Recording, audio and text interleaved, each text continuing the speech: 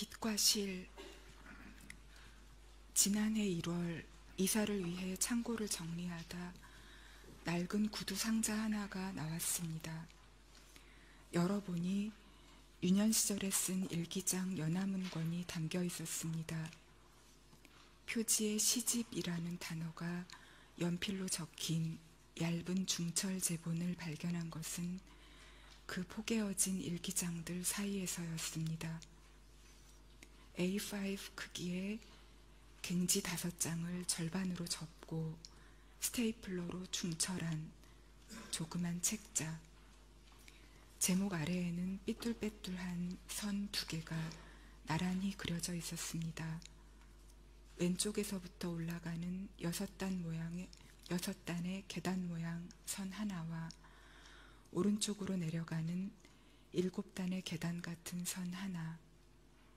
그건 일종의 표지화였을까요? 아니면 그저 낙서였을 뿐일까요?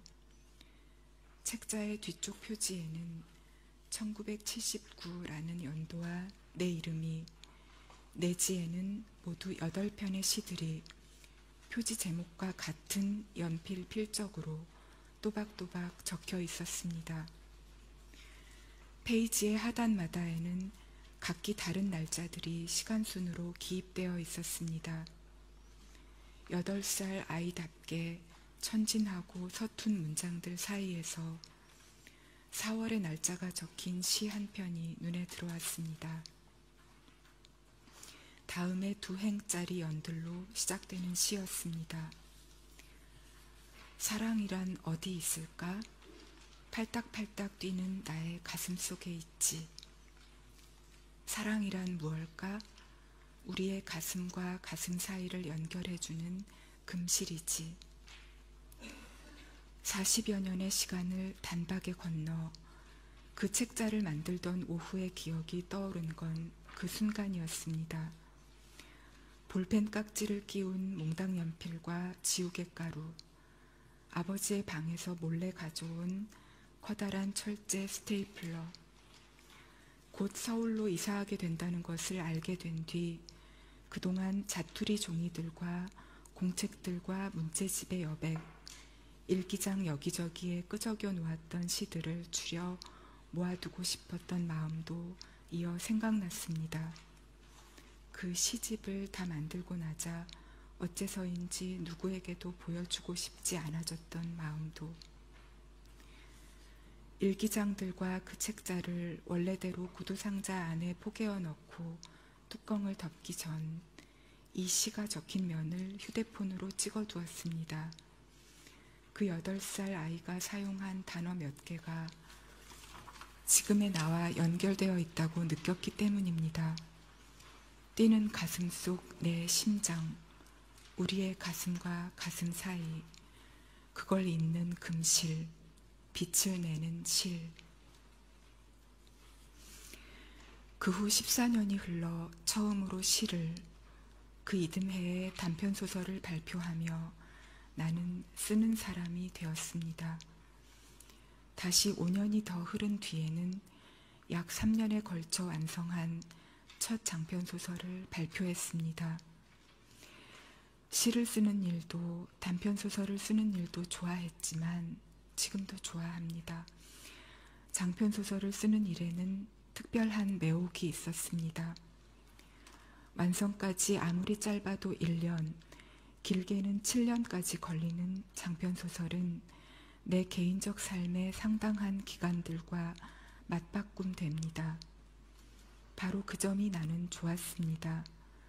그렇게 맞바꿔도 좋다고 결심할 만큼 중요하고 절실한 질문들 속으로 들어가 머물 수 있다는 것이.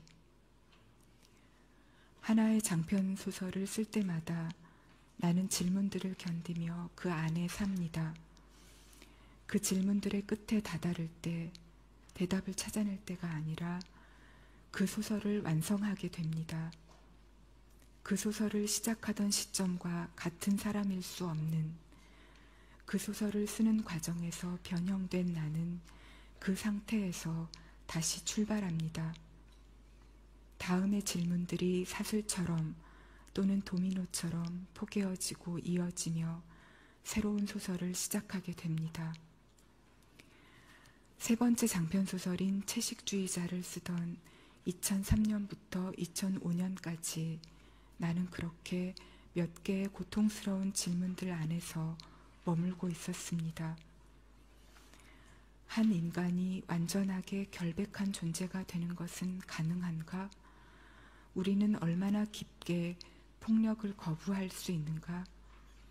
그걸 위해 더 이상 인간이라는 종에 속하기를 거부하는 이에게 어떤 일이 일어나는가?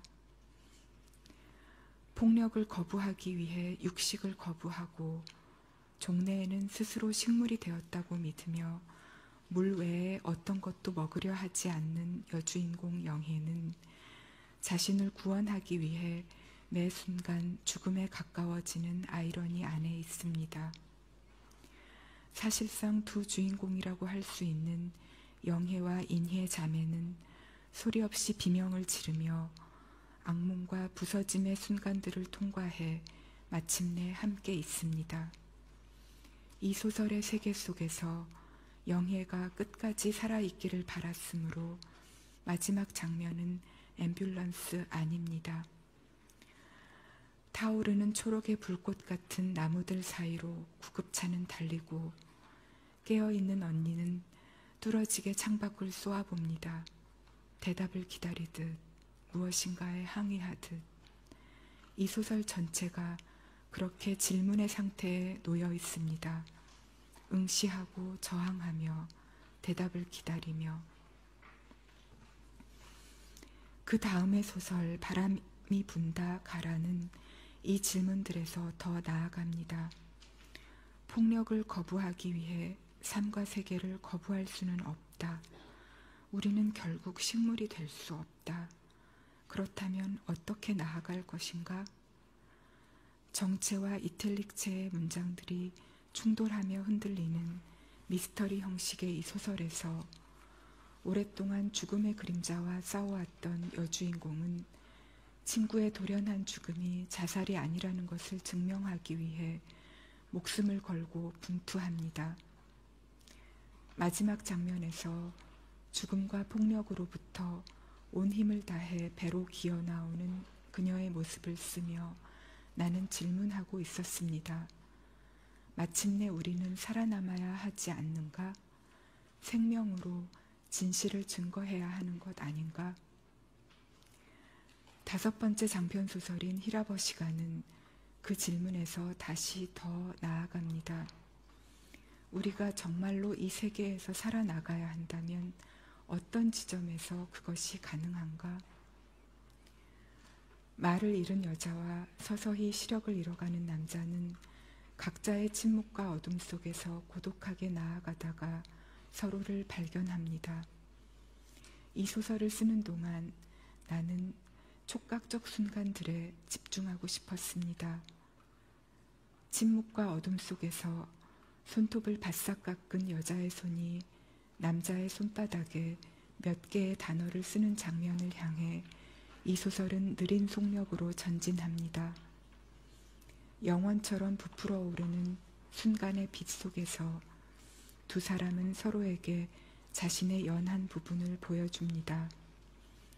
이 소설을 쓰며 나는 묻고 싶었습니다. 인간의 가장 연한 부분을 들여다보는 것, 그 부인할 수 없는 온기를 어루만지는 것, 그것으로 우리는 마침내 살아갈 수 있는 것 아닐까? 이 더덥고 폭력적인 세계 가운데에서 그 질문의 끝에서 나는 다음의 소설을 상상했습니다. 히라버시간을 출간한 후 찾아온 2012년의 봄이었습니다. 빛과 따스함의 방향으로 한 걸음 더 나아가는 소설을 쓰겠다고 나는 생각했습니다. 마침내 삶을, 세계를 끌어안는 그 소설을 눈부시게 투명한 감각들로 충전하겠다고. 제목을 짓고 앞에 20페이지 정도까지 쓰다 멈춘 것은 그 소설을 쓸 수 없게 하는 무엇인가가 내 안에 있다는 것을 깨닫게 되었기 때문이었습니다.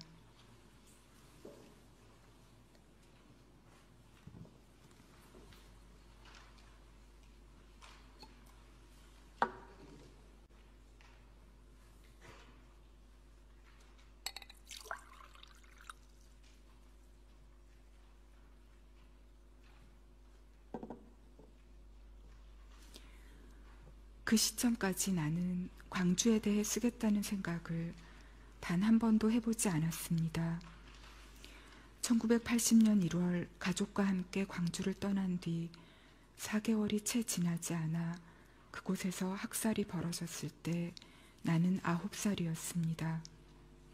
이후 몇 해가 흘러 서가에 거꾸로 꽂힌 광주 사진첩을 우연히 발견해 어른들 몰래 읽었을 때는 12살이었습니다. 쿠데타를 일으킨 신군부에 저항하다 곤봉과 총검, 총격에 살해된 시민들과 학생들의 사진들이 실려있는 당시 정권의 철저한 언론 통제로 인해 왜곡된 진실을 증거하기 위해 유족들과 생존자들이 비밀리에 제작해 유통한 책이었습니다. 어렸던 나는 그 사진들의 정치적 의미를 정확히 이해할 수 없었으므로 그 훼손된 얼굴들은 오직 인간에 대한 근원적인 의문으로 내 안에 새겨졌습니다. 인간은 인간에게 이런 행동을 하는가? 나는 생각했습니다. 동시에 다른 의문도 있었습니다. 같은 책에 실려있는 총상자들에게 피를 나눠주기 위해 대학병원 앞에서 끝없이 줄을 서 있는 사람들의 사진이었습니다. 인간은 인간에게 이런 행동을 하는가? 양립할 수 없어 보이는 두 질문이 충돌해 풀 수 없는 수수께끼가 되었습니다. 그러니까 2012년 봄, 삶을 껴안는 눈부시게 밝은 소설을 쓰려고 애쓰던 어느 날, 한 번도 풀린 적 없는 그 의문들을 내 안에서 다시 만나게 된 것이었습니다. 오래전에 이미 나는 인간에 대한 근원적 신뢰를 잃었다. 그런데 어떻게 세계를 껴안을 수 있겠는가? 그 불가능한 수수께끼를 대면하지 않으면 앞으로 갈 수 없다는 것을, 오직 글쓰기로만 그 의문들을 꿰뚫고 나아갈 수 있다는 것을 깨닫게 된 순간이었습니다. 그 후 1년 가까이 새로 쓸 소설에 대한 스케치를 하며 1980년 5월 광주가 하나의 겹으로 들어가는 소설을 상상했습니다. 그러다 망월동 묘지에 찾아간 것은 같은 해 12월, 눈이 몹시 내리고 난 다음 날 오후였습니다. 어두워질 무렵 심장에 손을 얹고 얼어붙은 묘지를 걸어 나오면서 생각했습니다. 광주가 하나의 겹이 되는 소설이 아니라 정면으로 광주를 다루는 소설을 쓰겠다고. 900여 명의 증언을 모은 책을 구해 약 한 달에 걸쳐 매일 9시간씩 읽어 완독했습니다. 이후 광주뿐 아니라 국가폭력의 다른 사례들을 다룬 자료들을 장소와 시간대를 넓혀 인간들이 전 세계에 걸쳐 긴 역사에 걸쳐 반복해온 학살들에 대한 책들을 읽었습니다. 그렇게 자료 작업을 하던 시기에 내가 떠올리곤 했던 두 개의 질문이 있습니다. 20대 중반에 일기장을 바꿀 때마다 맨 앞 페이지에 적었던 문장들입니다. 현재가 과거를 도울 수 있는가? 산 자가 죽은 자를 구할 수 있는가? 자료를 읽을수록 이 질문들은 불가능한 것으로 판명되는 듯 했습니다. 인간성의 가장 어두운 부분들을 지속적으로 접하며 오래전에 금이 갔다고 생각했던 인간성에 대한 믿음이 마저 깨어지고 부서지는 경험을 했기 때문입니다. 이 소설을 쓰는 일을 더 이상 진척할 수 없겠다고 거의 체념했을 때 한 젊은 야학교사의 일기를 읽었습니다. 1980년 5월 당시 광주에서 군인들이 잠시 물러간 뒤 열흘 동안 이루어졌던 시민자치의 절대 공동체에 참여했으며 군인들이 되돌아오기로 예고된 새벽까지 도청 옆 YWCA에 남아있다 살해되었던 수줍은 성격의 조용한 사람이었다는 박용주는 마지막 밤에 이렇게 썼습니다. 하느님, 왜 저에게는 양심이 있어 이렇게 저를 찌르고 아프게 하는 것입니까? 저는 살고 싶습니다. 그 문장들을 읽은 순간 이 소설이 어느 쪽으로 가야 하는지 벼락처럼 알게 되었습니다. 두 개의 질문을 이렇게 거꾸로 뒤집어야 한다는 것도 깨닫게 되었습니다. 과거가 현재를 도울 수 있는가? 죽은 자가 산 자를 구할 수 있는가? 이후 이 소설을 쓰는 동안 실제로 과거가 현재를 돕고 있다고, 죽은 자들이 산 자를 구하고 있다고 느낀 순간들이 있었습니다. 이따금 그 묘지에 다시 찾아갔는데 이상하게도 갈 때마다 날이 맑았습니다. 눈을 감으면 태양의 주황빛이 눈꺼풀 안쪽에 가득 찼습니다. 그것이 생명의 빛이라고 나는 느꼈습니다. 말할 수 없이 따스한 빛과 공기가 내 몸을 에워싸고 있다고.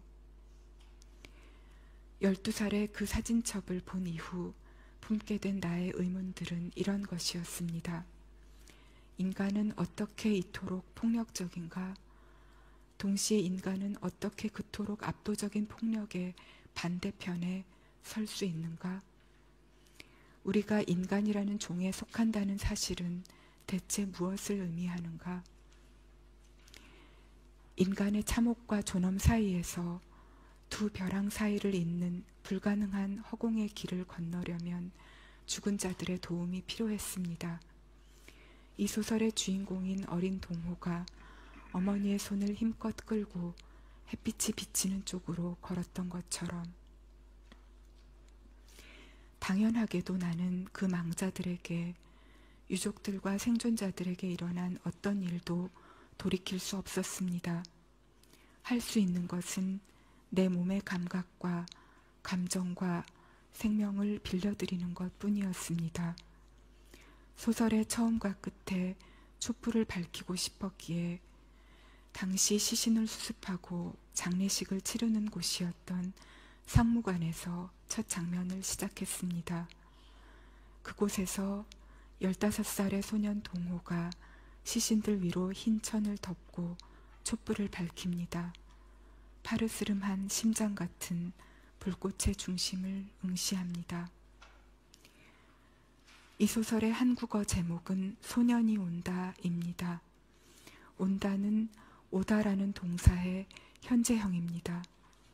너라고 혹은 당신이라고 2인칭으로 불리는 순간 희끄무레한 어둠 속에서 깨어난 소년이 혼의 걸음걸이로 현재를 향해 다가옵니다.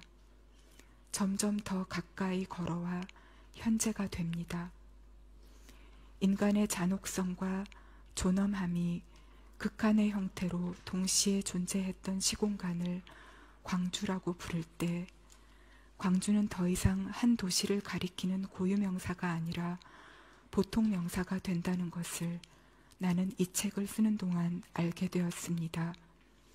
시간과 공간을 건너 계속해서 우리에게 되돌아오는 현재형이라는 것을 바로 지금 이 순간에도.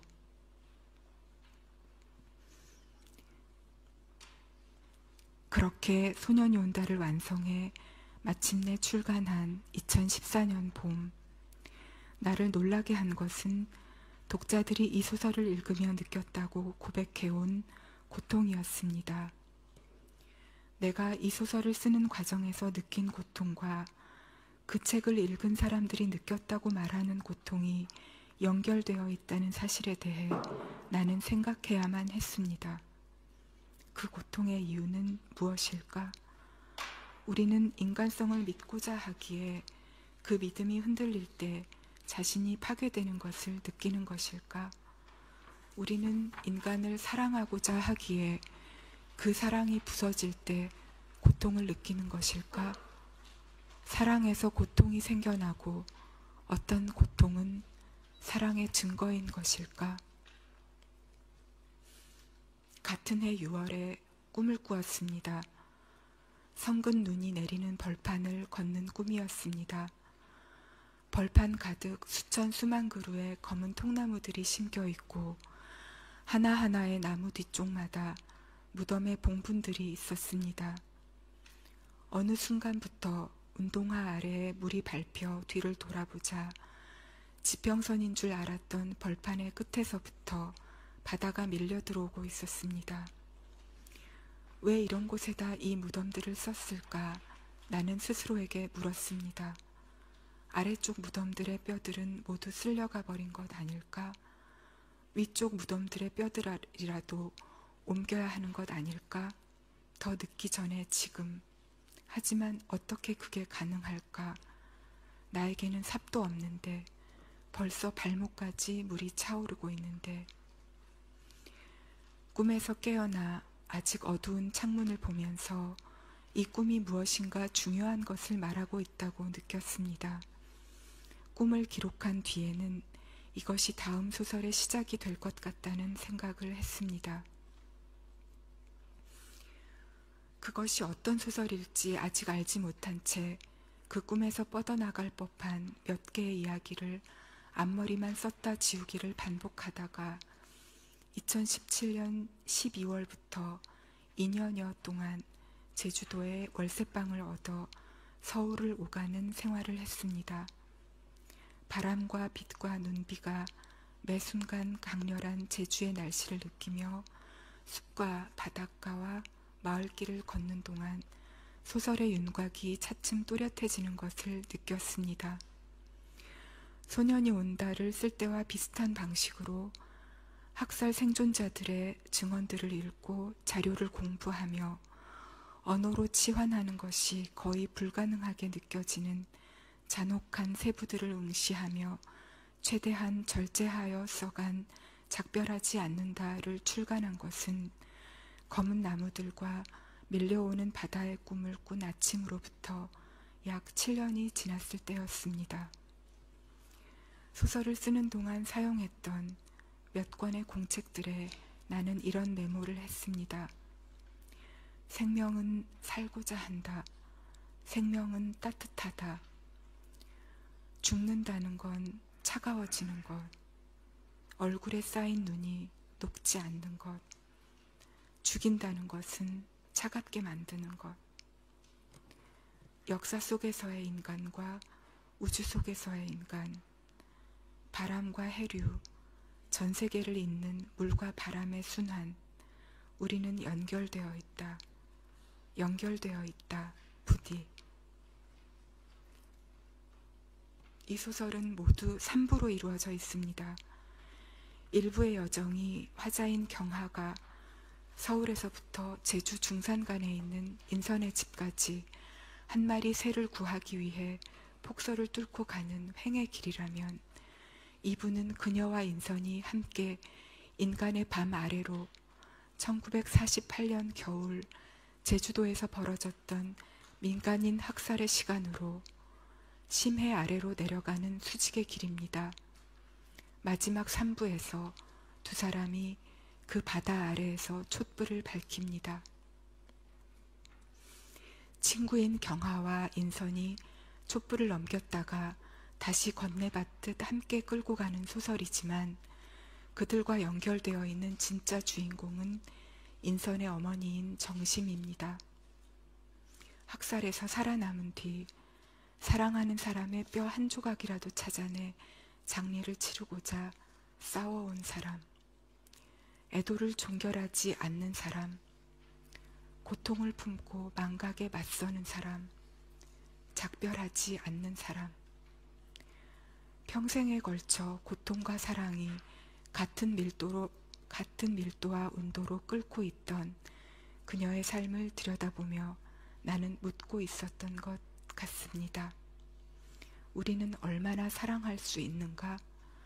어디까지가 우리의 한계인가? 얼마나 사랑해야 우리는 끝내 인간으로 남는 것인가? 작별하지 않는다를 출간한 뒤 3년이 흐른 지금 아직 나는 다음의 소설을 완성하지 못하고 있습니다. 그 책을 완성한 다음에 쓸 다른 소설도 오래전부터 나를 기다리고 있습니다. 태어난 지 2시간 만에 세상을 떠난 언니에게 내 삶을 잠시 빌려주려 했던, 무엇으로도 결코 파괴될 수 없는 우리 안의 어떤 부분을 들여다보고 싶었던 힘과 형식적으로 연결되는 소설입니다. 완성의 시점들을 예측하는 것은 언제나처럼 불가능하지만 어쨌든 나는 느린 속도로나마 계속 쓸 것입니다. 지금까지 쓴 책들을 뒤로 하고 앞으로 더 나아갈 것입니다. 어느 사이 모퉁이를 돌아 더 이상 과거의 책들이 보이지 않을 만큼 삶이 허락하는 한 가장 멀리, 내가 그렇게 멀리 가는 동안 비록 내가 썼으나 독자적인 생명을 지니게 된 나의 책들도 자신들의 운명에 따라 여행을 할 것입니다. 차창 밖으로 초록의 불꽃들이 타오르는 앰뷸런스 안에서 영원히 함께 있게 된 2 자매도, 어둠과 침묵 속에서 남자의 손바닥에 글씨를 쓰고 있는, 곧 언어를 되찾게 될 여자의 손가락도, 태어난 지 2시간 만에 세상을 떠난 내 언니와 끝까지 그 아기에게 죽지 마, 죽지 마라 제발 이라고 말했던 내 젊은 어머니도, 내 감은 눈꺼풀들 속에 진한 오렌지빛으로 고이던, 말할 수 없이 따스한 빛으로 나를 에워싸던 그 혼들은 얼마나 멀리 가게 될까요? 학살이 벌어진 모든 장소에서, 압도적인 폭력이 쓸고 간 모든 시간과 공간에서 밝혀지는, 작별하지 않기를 맹세하는 사람들의 촛불은 어디까지 여행하게 될까요? 심지에서 심지로, 심장에서 심장으로 이어지는 금실을 타고.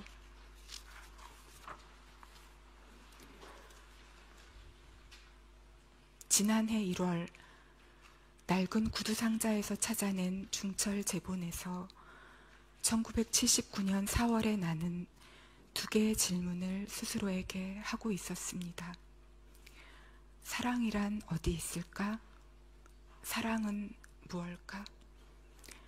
한편 작별하지 않는다를 출간한 2021년 가을까지 나는 줄곧 다음의 2 질문이 나의 핵심이라고 생각해 왔었습니다. 세계는 왜 이토록 폭력적이고 고통스러운가? 동시에 세계는 어떻게 이렇게 아름다운가?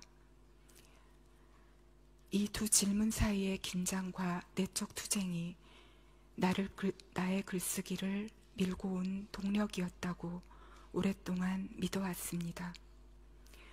첫 장편소설부터 최근의 장편소설까지 내 질문들의 국면은 계속해서 변하며 앞으로 나아갔지만 이 질문들만은 변하지 않은 일관된 것이었다고.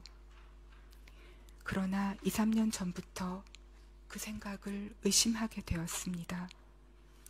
정말 나는 2014년 봄 소년이 온다를 출간하고 난 뒤에야 처음으로 사랑에 대해, 우리를 연결하는 고통에 대해 질문했던 것일까?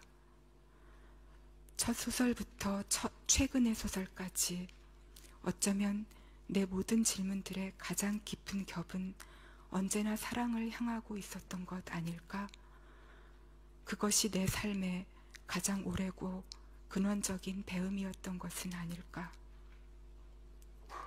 사랑은 나의 심장이라는 개인적인 장소에 위치한다고 1979년 4월의 아이는 썼습니다. 팔딱팔딱 뛰는 나의 가슴 속에 있지. 그 사랑의 정체에 대해서는 이렇게 대답했습니다. 우리의 가슴과 가슴 사이를 연결해주는 금실이지. 소설을 쓸 때 나는 신체를 사용합니다. 보고 듣고 냄새 맡고 맛보고 부드러움과 온기와 차가움과 통증을 느끼는, 심장이 뛰고 갈증과 허기를 느끼고 걷고 달리고 바람과 눈비를 맞고 손을 맞잡는 모든 감각의 세부들을 사용합니다. 필멸하는 존재로서 따뜻한 피가 흐르는 몸을 가진 내가 느끼는 그 생생한 감각들을 전류처럼 문장들에 불어넣으려 하고 그 전류가 읽는 사람들에게 전달되는 것을 느낄 때면 놀라고 감동합니다. 언어가 우리를 잇는 실이라는 것을, 생명의 빛과 전류가 흐르는 그 실에 나의 질문들이 접속하고 있다는 사실을 실감하는 순간에 그 실에 연결되어 주었고 연결되어 줄 모든 분들에게 마음 깊은 감사의 인사를 드립니다. 감사합니다. Thank you.